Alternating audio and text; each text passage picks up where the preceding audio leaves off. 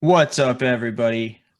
Just because of that wonderful break in that song, it felt like the right time to start. It's not 12:02, it's 12:01, but we'll get started punctually today. People are joining at a fervent pace, so we'll keep on letting folks jump in with us today. I have to tell you, EDM is my favorite musical choice, and I love it because I get to see everyone in their offices bopping along, which is just the most hilarious thing in the world. So thank you all for entertaining that today. Oh, I see James making unique glow sticks. Yes, you saw it, James. You knew it was coming. Thank you guys. Thanks for everybody for being here. I'm excited for our Q2 quarterly Zoom. We've got an awesome panel of folks who are going to speak with us today. Legends, folks that are up and coming. It's a really cool agenda, so I'm excited to get into it. I always like to set up the reminder.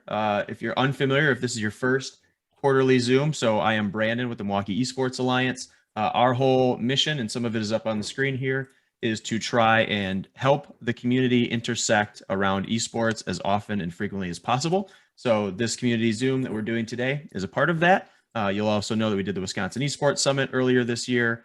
We do a monthly newsletter. We have a Discord that runs our social media. We do as much as intentionally possible as to try to give you guys opportunities and give people in our community opportunities to intersect. And then secondly, and I know some of our partners are on here today, like the Wisconsin Center District, and we've got Bucks Gaming, we've got Summerfest, a lot of the partners that are also trying to tell sort of a national story as to why Milwaukee is an excellent place to invest and to grow in esports. And so that's our mission as an organization and what we're working on. Always like to start out with just a very quick update on some of the things that have been going on for the Alliance here, kind of going into Q2. Something we're really excited about, and this is part of, you guys may have seen, we are now sponsored by our friends over at Verizon, a lovely partner of the Alliance and helping us grow initiatives. One big thing that they are continuing to help with that we're kicking off is a Wisconsin Women in Gaming cohort. So this is, of course, largely led by female board members of the Alliance, as well as female gamers in our community. And our really intention here is just to partner with organizations like the Game Hers and others who are leading in this space in really cool ways, but trying to find out how we might be able to be of benefit to that community locally, right? A lot of the things that exist today are virtual or they're held on the coasts.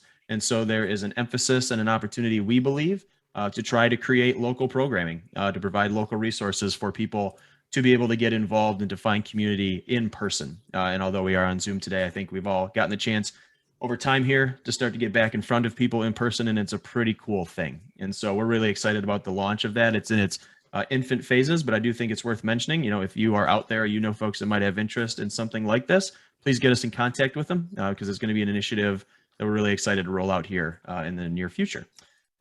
We also have some cool and exciting news. I think we've mentioned in the past, I know Abby Diedrich was on in the past from New Horizons, but we're working with MPS on launching the first esports and IT summer program and summer camp for MPS students. And Wendell Willis from the MPS Foundation has been incredibly helpful in having seen that come to life. Camps are, I think, a big part of where esports are moving in the future. I just moments ago got to be with one of our leaders in esports here in Wisconsin, JD Euler from XP League.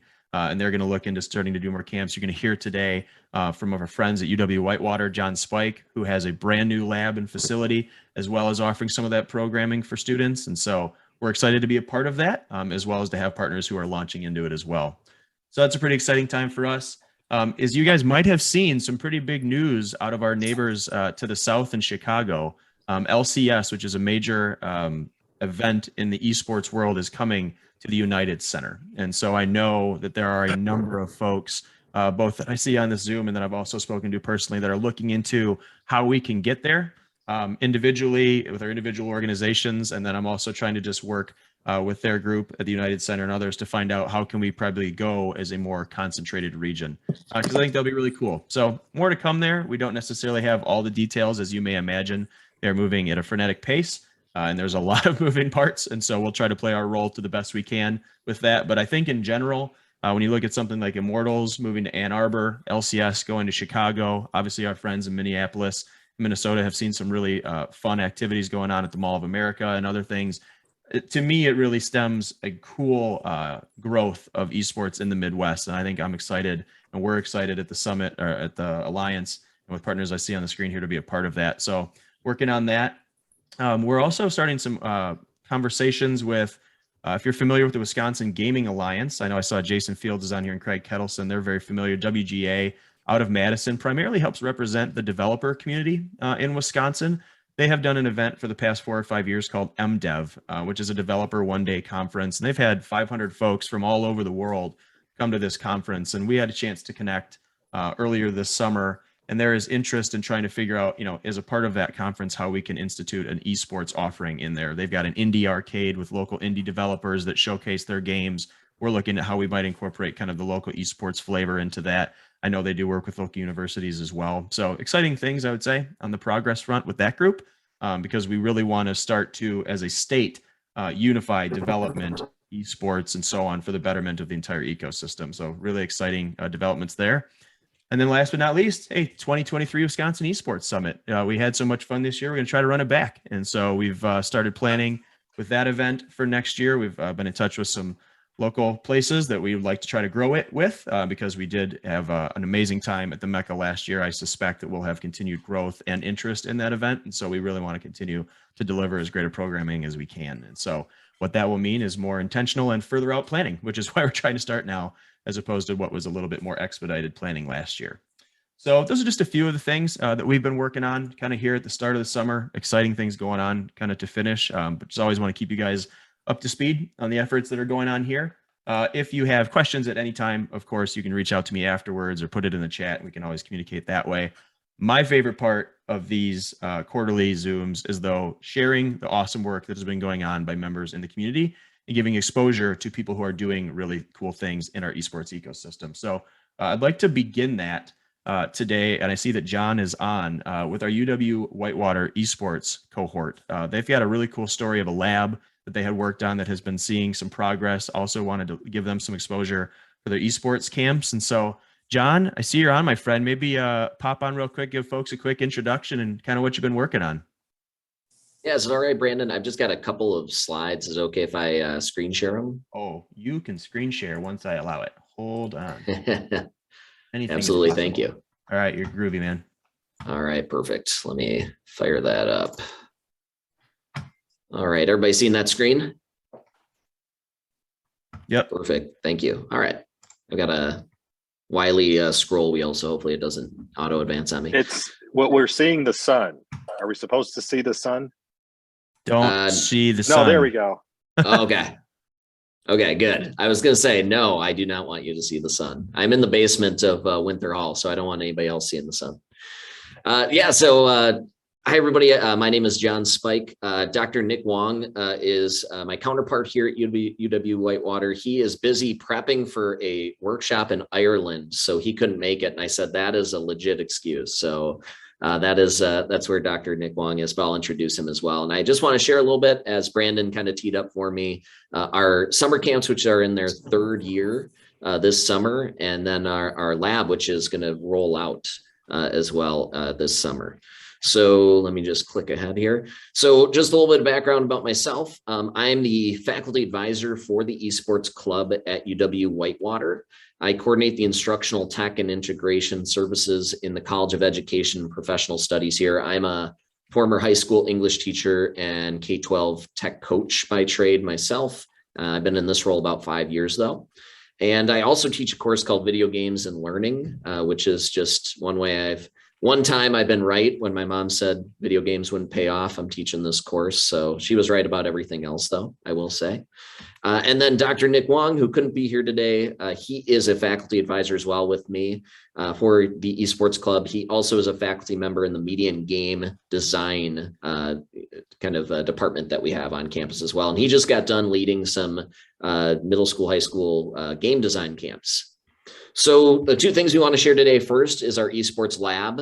We started with a 24 high-end PC lab.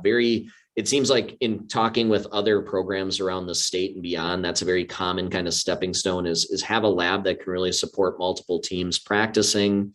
And then also, like a lot of different programs around the state, we also want it to be available to our our students who aren't necessarily on our club teams or in our rec teams, but rather just want to use a high-end PC, but not drag theirs along, or maybe they're in between PCs or things like that. We want to make it very affordable to rent time while still hopping into their preferred titles. So we have a platform that I know also is popular around the state and nationally called GG Leap, where they can sign in easily to their accounts for their various esports titles, play those, and even be able to rent out this space for events for different groups on campus too. So this is just kind of some shots of kind of that lab. It'll of course too be used for our teams to do tryouts, matches, practices, and be able to game plan and strategize on high-end PCs, not just scattered out among their dorms and their housing like they've been doing for years past.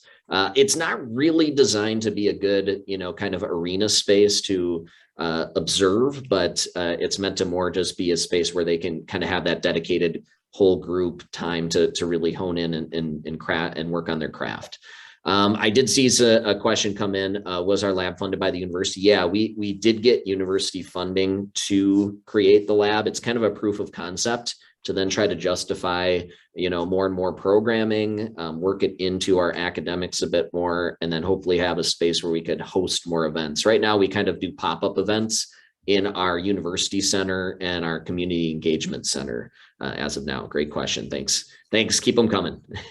And so the other part, the part that I get really excited about as an educator is our esports camp. So as I mentioned before, we're entering our third year of offering it.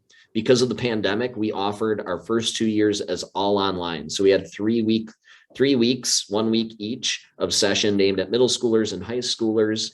And this year is our first face-to-face offering. So we're going to have 2 1-week camps in late July. So we'll be offering those, and then 1 virtual camp kind of late July into August as well. They're aimed at 7th to 12th grade students. So those entering those grades. They can be either attended commuter, driving to and from, getting picked up, or overnight. Most people are electing to do the overnight. I think people are just excited to get back into this camp life after, a few years hiatus.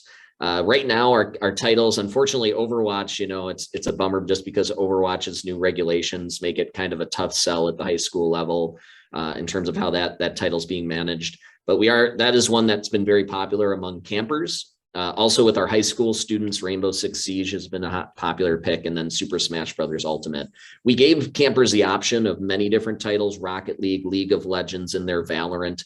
These were just the titles that kept coming up as ones they wanted to do. So those are the 3 we're planning to offer based on camper preferences.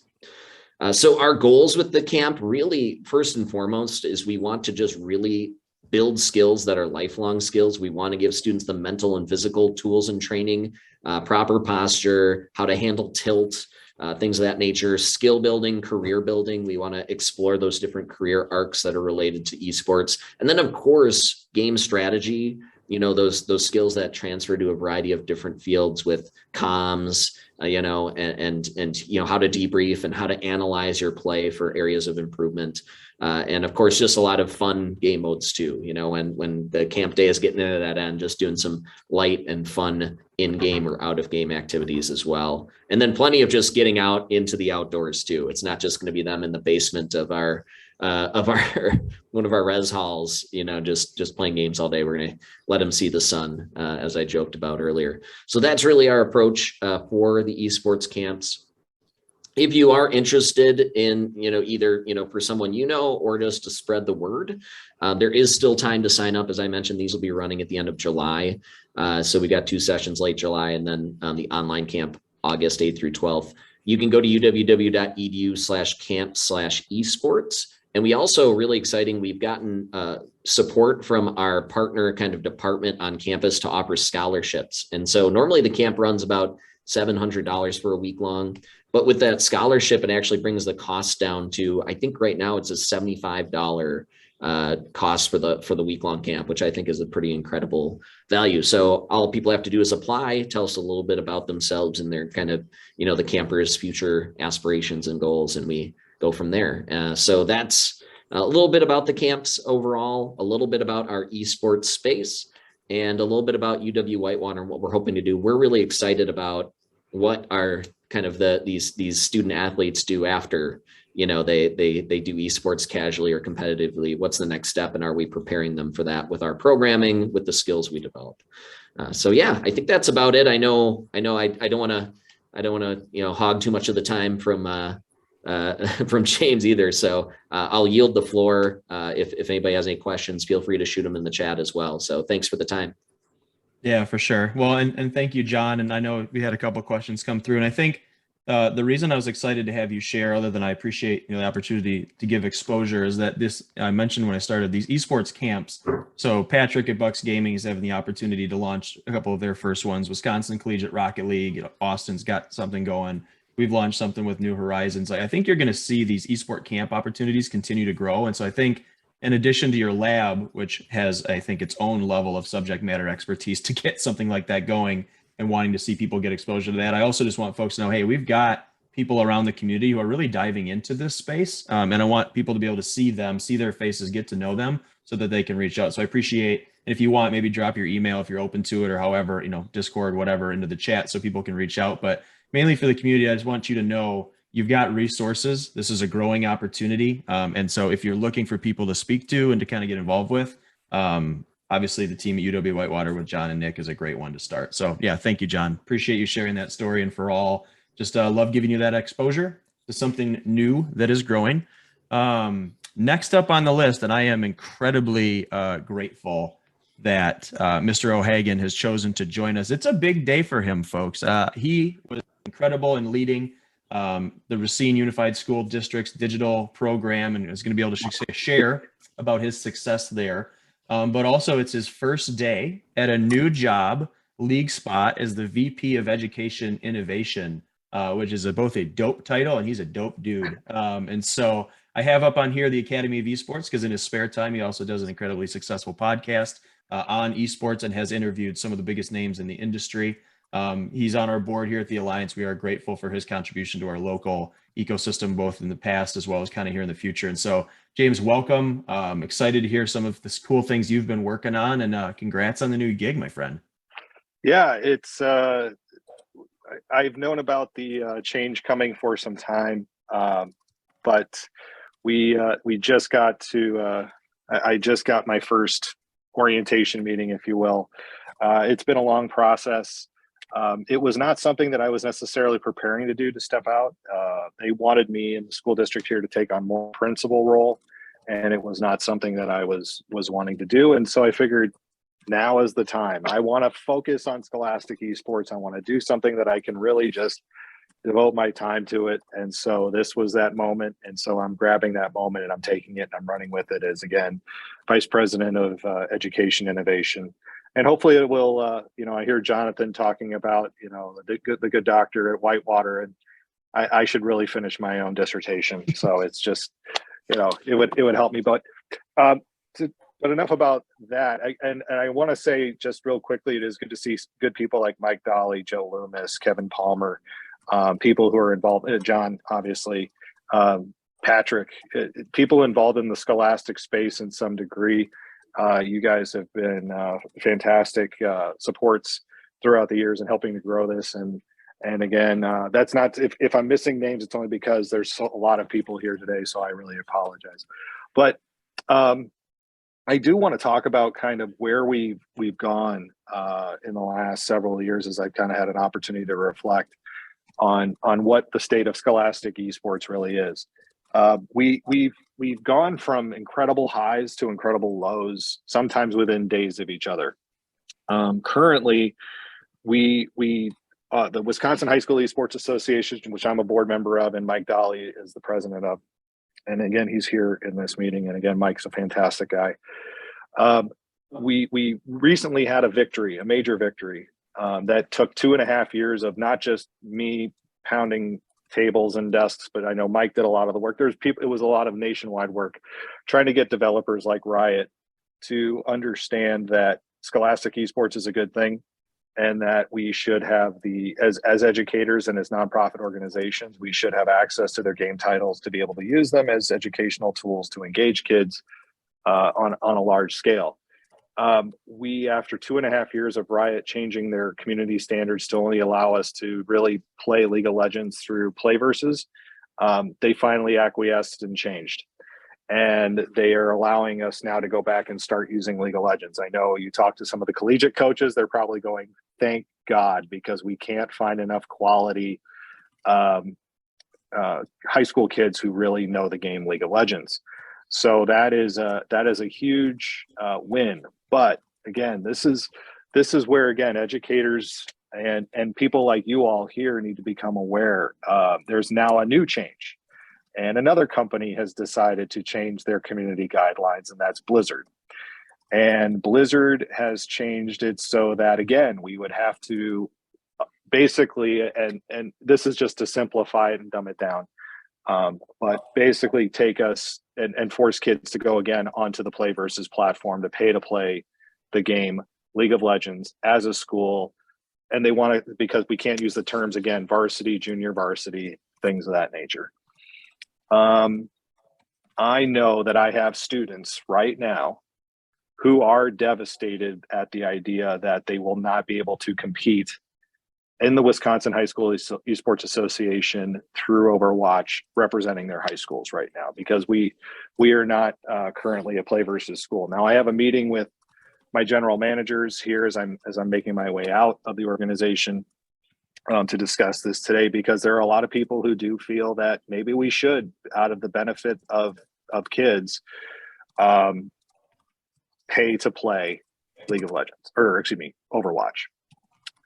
I know that there's going to be a lot of battles with this, and I know Mike is facing them as well on the Scholastic side. This is not an easy thing to say to kids, hey, we really want you to be a part of this. But unfortunately, that game you've been playing for the last 3 years now is all of a sudden not available for you. We need to find something else. What I will say is this, is if you're thinking about going down the road of starting a Scholastic Esports program, working with, again, your state nonprofit organization, we have a really good one here in the Wisconsin High School Esports Association. But also understand too that this is not just a, hey, let's roll out the esports and the kids will come. There's a lot of advocacy work. There's a lot of work that you need to realize that you have to be aware of, the changing of landscapes. Again, those of us who are not in this for profit, well, I guess now I am. I'm working for a for-profit company, but I'm already. But to those people who are looking at this, going, why should I care about this? All right, let's think about this. College coaches saw in 2.5 years what 2.5 years of a mass of high school kids not playing League of Legends has done to their high school programs. Riot figured out after 2.5 years that they weren't growing a fan base at a very young age. We want to have these fantastic events. You know, we talk about Summerfest, right? And talking about using the Summerfest grounds is like, why can't we have one of these very large gaming tournaments? You got to have people who want to come to it. Those of you who are looking to profit from the business side of Scholastic, from esports and gaming in general, right? Not even the Scholastic side. We need to grow that base. And the only way these bases are going to grow is they're going to grow in schools, by and large. I mean, we're talking in mass. Kids, you know, they may check out the game at home, but we're getting kids who have never played these games before. We have a kid who was a NACAD All-American. She didn't start playing Overwatch until her sophomore year of high school. And she never thought of doing it before. She started on the JV team. She went up to varsity for the last 2 years, and she made an All-American. So this is, the Blizzard deal is a very interesting one, but it is one that I think that if you're not aware of what's happening, it is something that you should be aware of, because again, this impacts all of us. This impacts the viability of the space. This impacts the viability of your businesses potentially, especially if you're looking to promote events or build events. Overwatch is one of them. And if Overwatch League was going gangbusters and they wanted us to pay for it, okay, I could make sense of that if it was like this cultural phenomenon. Unfortunately, Blizzard has lost a ton of money on Overwatch League. A lot of investors lost a ton of money on Overwatch League. So this is again just trying to profit off of kids, find a new revenue source for a specific company, one that shall not be named. And we need to, again, make sure that you are aware in this space that Scholastic Esports, is beautiful as it is, it does require us to be all aware of what's happening and to support those people and those nonprofits who are trying to help ultimately and tertiary grow your business. Well, and I appreciate you starting with that, Jim. I'm laughing inside because I was mainly wanting to highlight you for the state championships you just won across every Racine school district. So I want to make sure you get your props for that, because in addition to some of what he just described, his teams that he orchestrated just did incredibly well at state championships. And I didn't bring my rings today. I know he's got no rings on, but I will pivot for a moment, because I do think, and I'll bring it into layman's terms the way that I would describe the situation. So Scholastic Esports is literally the ground level of what is creating the demand for the rest of the industry. And honestly, what Jim just described is kind of a masterclass dive into the environment there today. I think I've spoken to some folks on the call. Many are well aware of this circumstance. Others may be new to it. The way I was brought new to it is there are instances in Scholastic Esports today where organizations are essentially buying the right to play games. And so unless you pay this organization, which is not hosted in Wisconsin, by the way, it's a coastal organization, then you cannot any longer play esports in high school. And I think the way that he described it is very accurate. And I think it is worth having dialogue around in the community and creating awareness of, because I do think it's our opportunity to be able to, as a state, keep the demand and keep the growth in state. And we always want to partner and be a part of a broader community, but this is one of those instances where if we lose the opportunity to grow within our own ecosystem, it will no longer belong to us. And in 10 years, when this blows up, we will not have access as a statewide group to grow with it alongside. So I appreciate you bringing that up, because it is a very pertinent issue, and folks like yourself and Mike and others are on truly the national front lines, helping try to create an environment where, yes, there's opportunity to have business, but there's also opportunity to serve people in a way that may be more native or affordable to them and done locally. So I appreciate you sharing some of that sentiment, and hopefully, folks, it wasn't too when I was first exposed to it, it took some getting used to. So hopefully we haven't lost folks in just the sense that it's a much more nuanced issue, but thank you for bringing that up, because it is a very pertinent point right now. Well, and to talk about some of the things we want to celebrate here in Racine, yes, we could celebrate our state title in Super Smash Brothers, which was a repeat, and all these kids are all graduating together. So we bought them gold jerseys for their nice. Repeat. So they all got gold jerseys and gold hoodies, and a second ring. But then the Walden School, which again, up until 5 years ago when they started their esports team, they did not have a competitive program at all. They had no athletics. Kids wanted to play basketball or football, they had to go somewhere else. They won a state title this year in Division III in Rocket League. And so that's a for a school that's never had a competition like that, they've got a whole trophy case that they're putting this in. They're putting a copy of the ring in, the trophy, a jersey, everything. They're loading up the case to celebrate this win, because it is prideful, and it is something that, again, for some of these kids, they look at and go, I can now wear that Walden. They go by the Walnuts, the Walden Walnuts, jersey, and feel proud as I walk around town. It's not just the academics that the school is known for, but now it is also competitive. But the one that I really love this year, that is, I would call it almost on par with a championship. Andrew Chish, and Mike is on the call, and his ears are perking up. Andrew is probably one of the top shoutcasters in the state, if not the country, at the high school level when it comes to Rocket League. This is a kid who has already said, I want to go to Carthage College.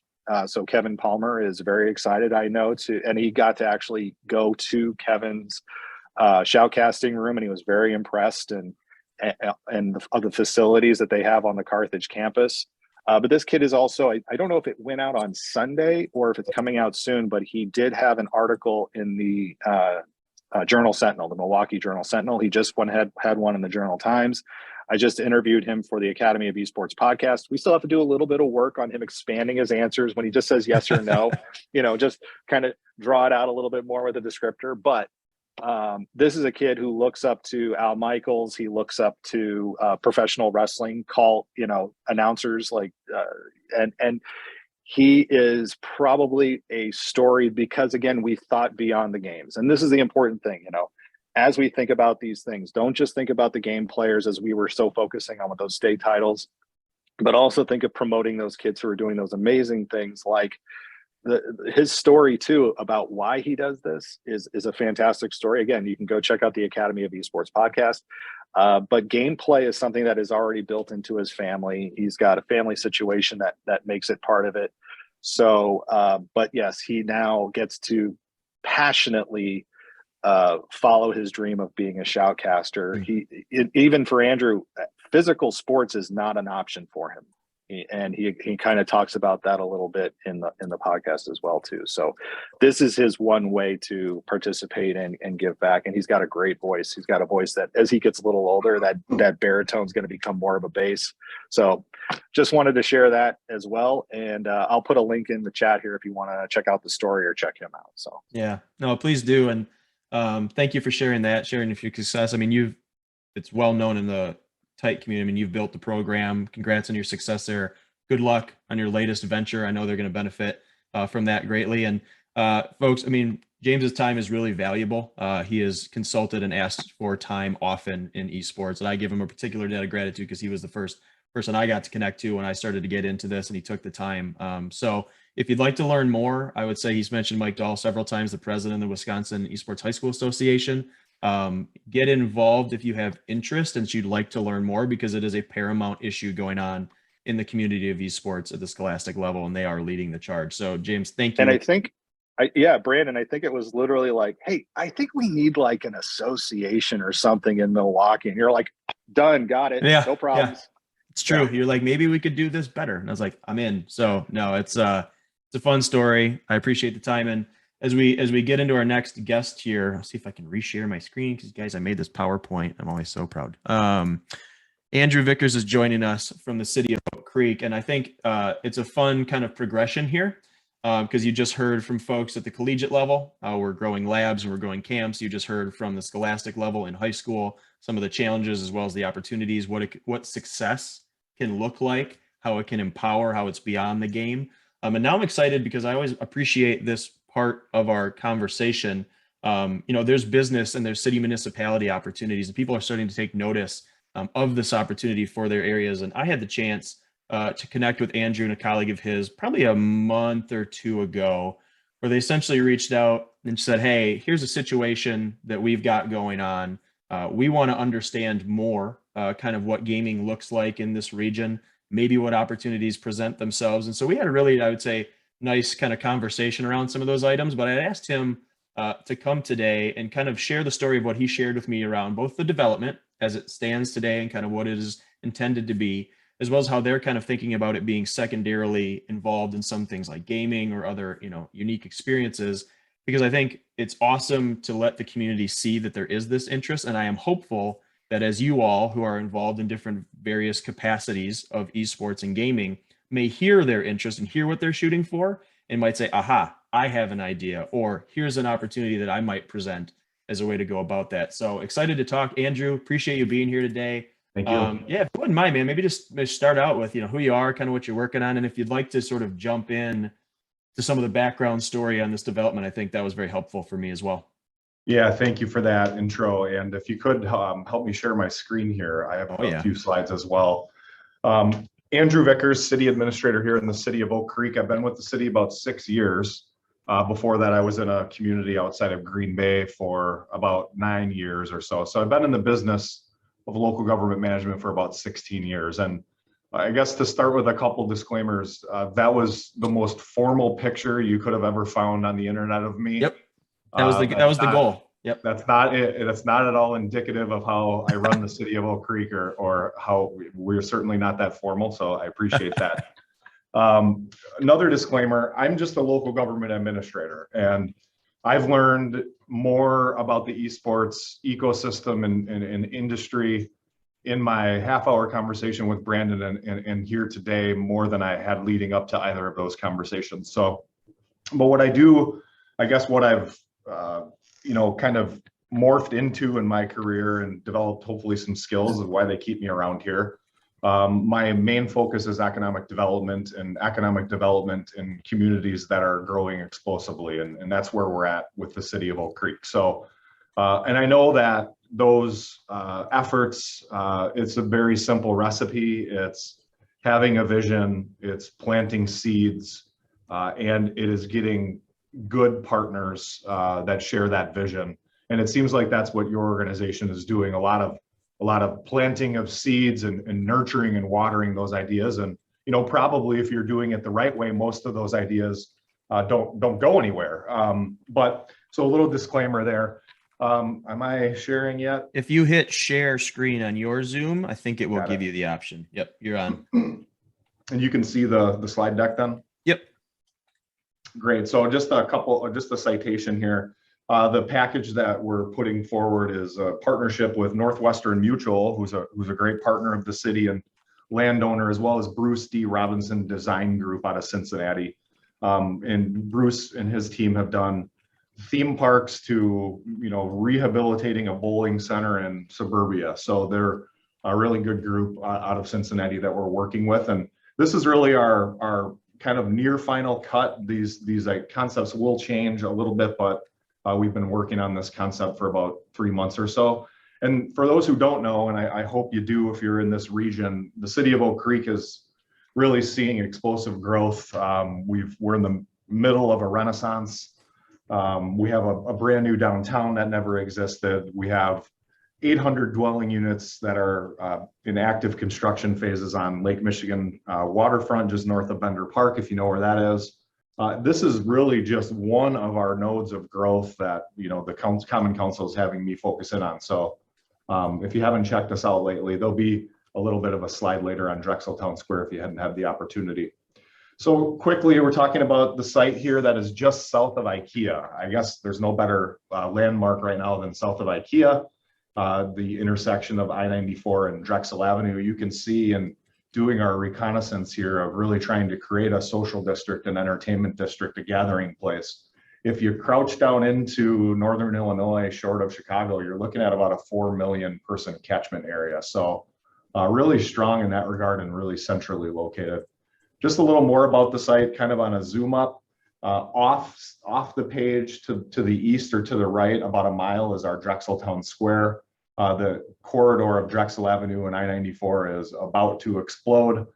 The area we're focusing in on here is the 27-ish acres south of IKEA, but of note, Northwestern Mutual owns all of the acreage that you see in yellow. That isn't Falk Park, which is Milwaukee County Park.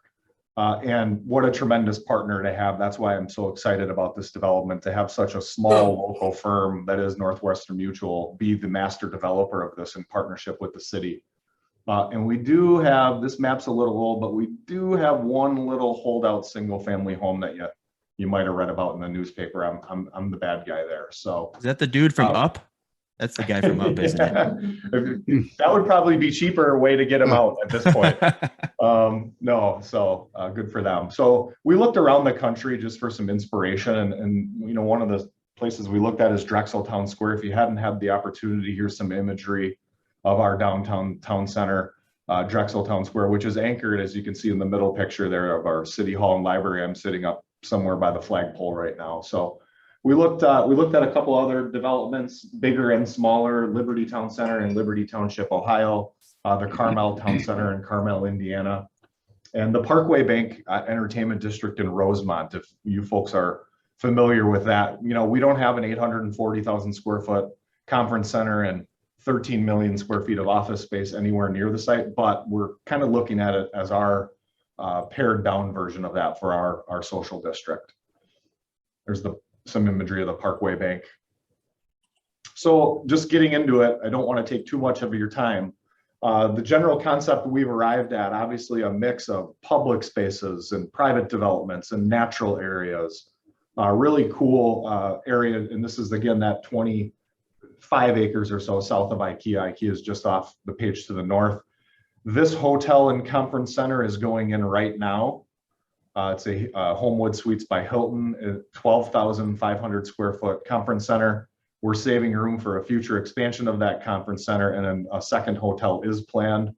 Northwestern Mutual in the southwest corner is also in the construction phase of 142 really elegant, urban apartments. The hotel's set to open sometime this month. Are we in July yet? Sometime next month.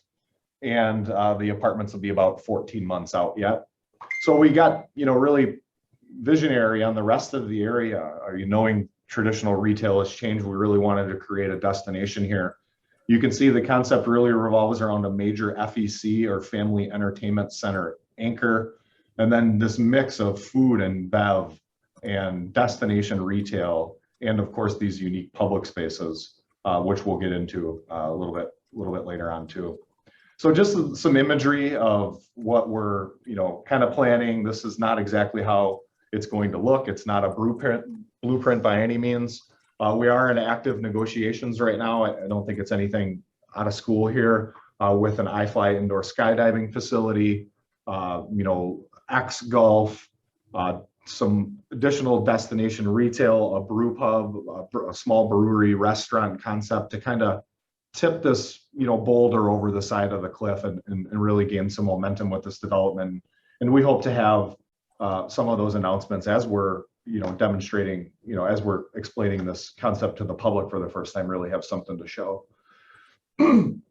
As you can see, really dynamic mix of potential immersive entertainment here, as well as food and beverage options, and then destination retail. You can kind of see some of those on your screen now, and kind of it points back to the phase of the development that highlighted here that we're talking about, this being the A2 anchor.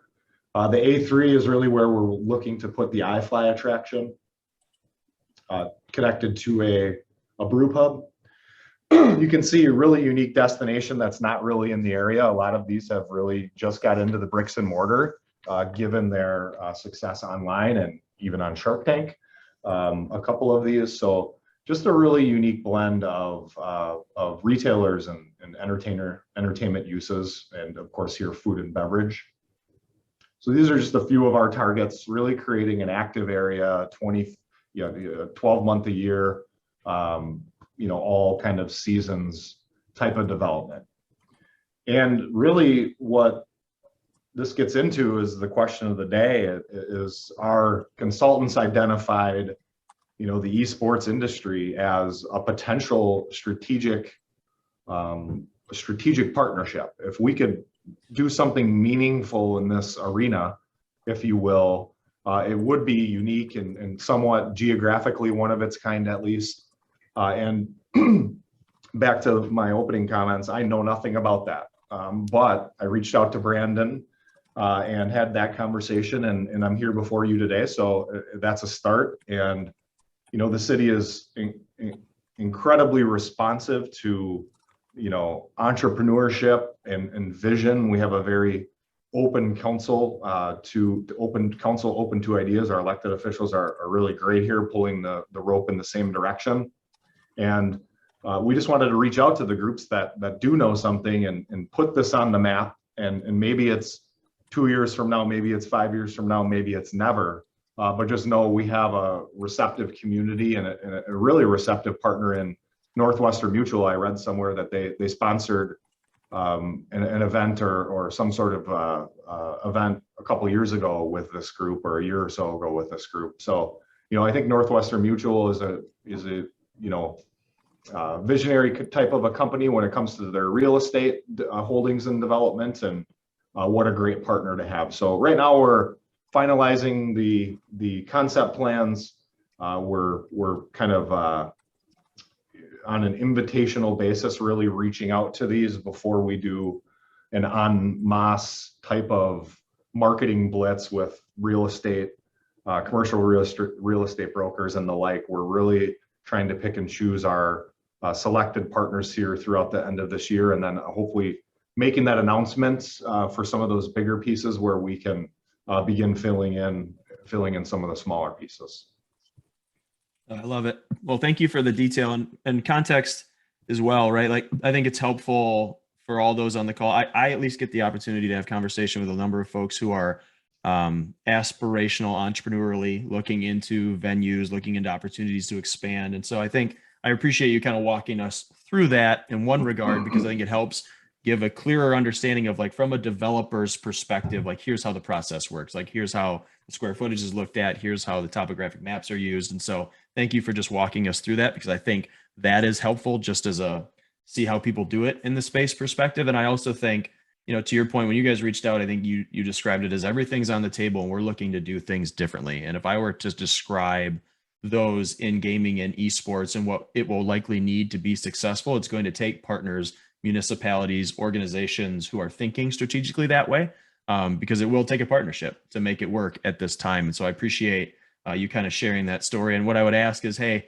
you guys have heard kind of where Andrew and his team are at, what they're looking at, to where the time frame is. Andrew, maybe if you want, just drop your email in the box or something like that, so people could get in touch with you.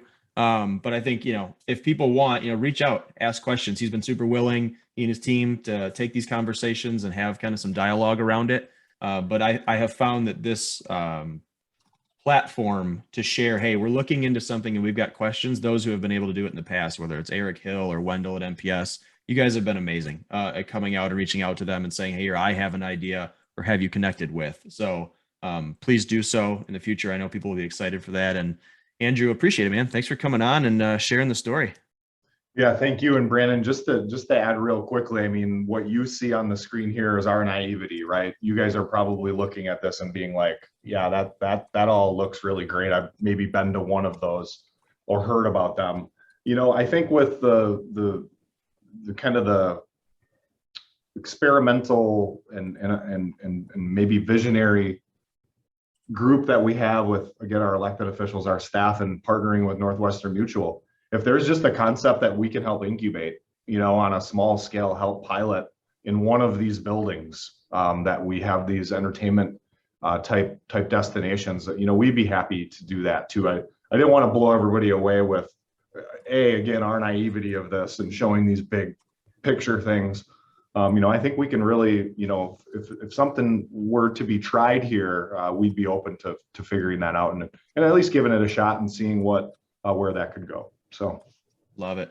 Thanks again, Brandon. Yeah, awesome. Great to see you. Appreciate your time, which now, friends, will lead us into our last part of the show, one of my favorites as well, where we get to kind of hear from a member of the community. And so we have with us today Jamar Jones from Forever Media, who you guys may have had conversation with recently or seen. He's doing some big stuff in the community in general, which is pretty fun. But I think he's actually been taking a really active role in the gaming community in particular. I know he's been working with Tier 1.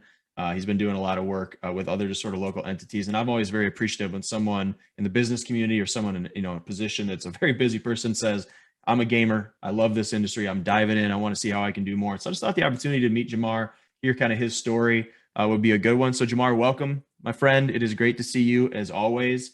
I would love if you'd just be willing, again, we've only got a few minutes, so we can't give you the, full story, which is a really exciting one. You and I have got to chat with a bit more, but maybe just give folks kind of a quick background on who you are, kind of what you're doing, why gaming is important to you, and sort of how you've gotten into this space, and maybe how Forever's looking at it, kind of give your flavor to that. Yeah, for sure. No, I appreciate it. And one thing I love about this call is that everybody is acting on innovation. And, it's just really refreshing to hear all this stuff come to life. So myself, I'm an owner of Forever Media, a speaker and an author of a book called Change Your Circle, Change Your Life. And I've been a gamer all my life. It's been a really big part of me. And so as I started to, run my business and get it to the place where it's at today, I wanted to look at how to get involved, in the gaming space. Because really what our goal is with our company is connecting to diverse communities. And we do that through different avenues, but we use branded entertainment. And branded entertainment and esports is a form of branded entertainment in my eyes, because companies can actually get access to students, young adults, with a recruitment strategy or from a community standpoint. And also it's got that element of entertainment, especially as you see, Brandon's got the old school games in the background. I mean, even adults, from the older generation, they're looking at games from saying, hey, how do we connect even on games we played growing up? I mean, it's just such a universal communication tool that entertainment is, and that's what Forever Media stands for. So when I wanted to get connected within really this community here, it was first like, I'm diving in, I'm going to the tournaments, I'm talking to people, I'm sponsoring things, I'm getting involved, because people are, then they ask me like, how, I don't know anything about esports, but it sounds cool. And my first question to them is like, what have you done to actually look into it and get involved? Oh, I don't know. It's about video games. It's about, I know my son plays some games. I'm like, great. So go out to an event. I mean, the barrier is very low to actually get involved in the community. And that's what I just started doing, is just getting involved, going out to certain things to learn and digest it first, and then figure out ways that we can do it. Because once again, my overall goal is to start connecting these companies that we work with the community, with the youth.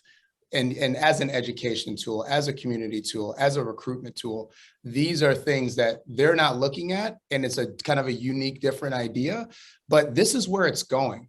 This is where tech is going.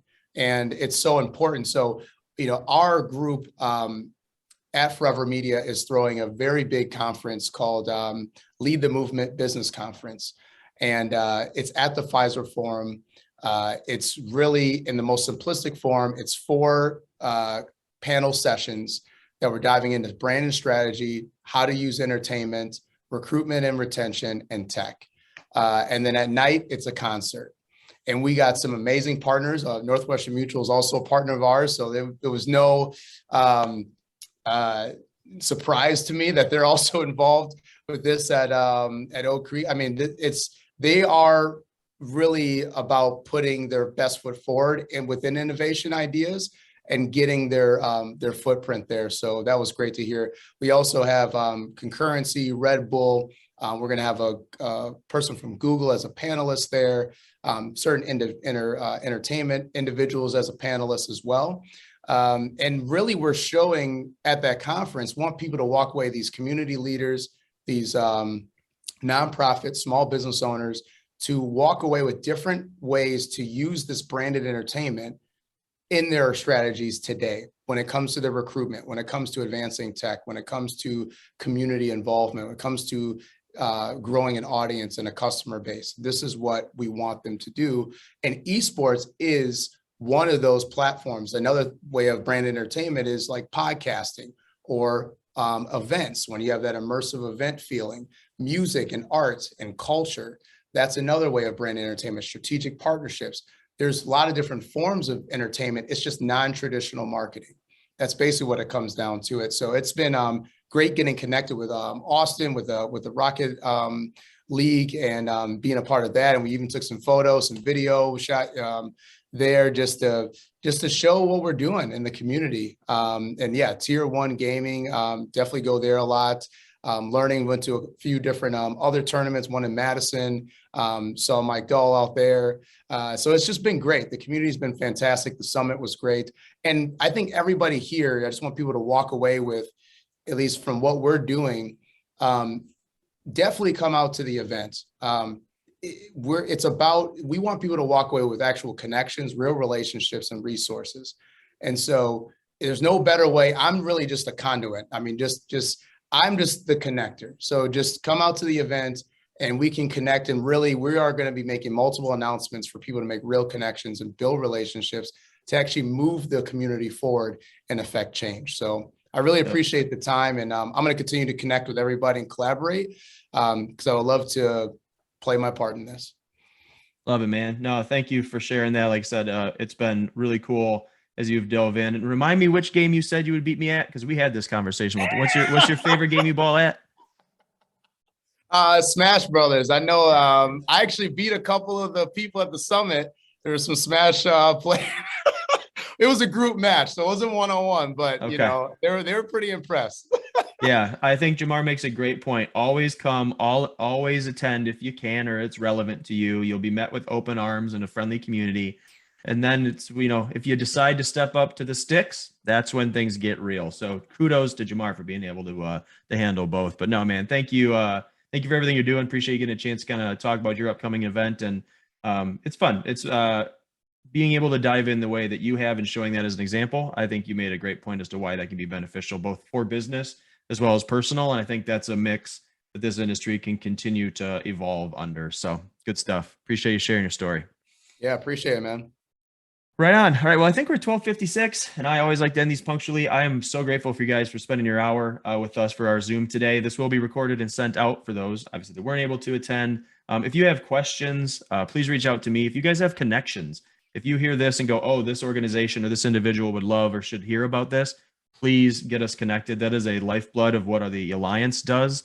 The more folks we can connect to and the more folks we can educate and get connected to others is really why we serve to exist. So, do that at your willingness and let us know how else we can help. But appreciate the time.